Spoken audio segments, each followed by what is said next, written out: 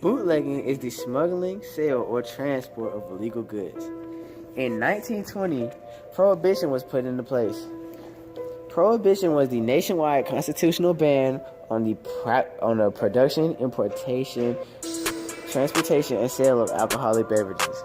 Prohibition was undertaken to reduce crime and corruption, solve social problems, reduce tax burdens created by prisons and poorhouses, and improve health and hygiene in America. Even with this, that didn't stop Americans from drinking. Widespread public desire for alcohol had the unexpected consequence of expanding violence, organized crime. Illegal sources of production and distribution emerged quickly, and mob bosses controlled competition with weapons.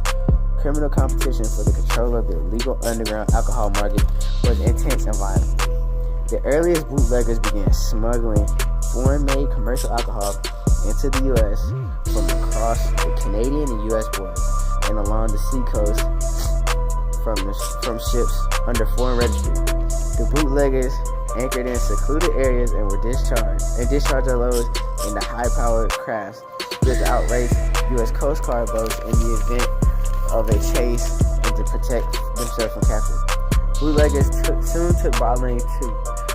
took to bottling their own concoctions of alcohol. Bootlegging helped lead to the establishment of American organized crime, which would continue long after the repeal of prohibition. The distribution of alcohol was more complex than any other types of criminal activity organized gangs rose. The gangs attempted to secure and enlarge territories in which they had a monopoly of distribution. In 1933, the 21st Amendment to the Constitution was passed and ratified, ending national prohibition. In the end, bootleggers did not become extinct. Alcohol was still prohibited in a number of U.S. counties and municipalities, and bootlegging continues to thrive as an illegal business. The Red Scare. The Red Scare was the fear of the spread of communism in the United States. In 1917, Russia dropped out of World War I, and all was not well for Russia. Under pressure from their recent losing effort in the war forced the Russian Tsar to step down. However, the new government had not done any better.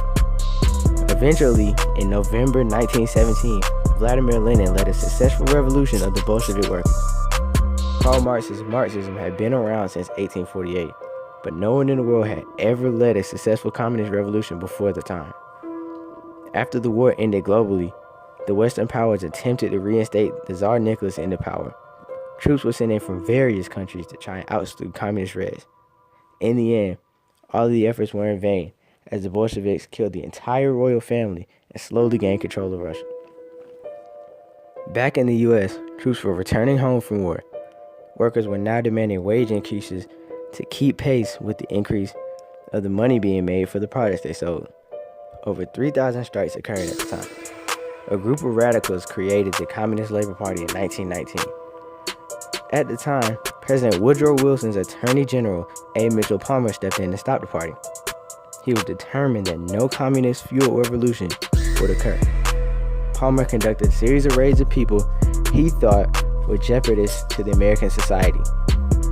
He then deported 249 Russian immigrants without definite reason. Soon, he gained sponsorship from the FBI. In January 1920, federal agents broke into the houses of suspected anarchists without warrants and jailed labor leaders and held over 5,000 citizens without their rights to legal representation.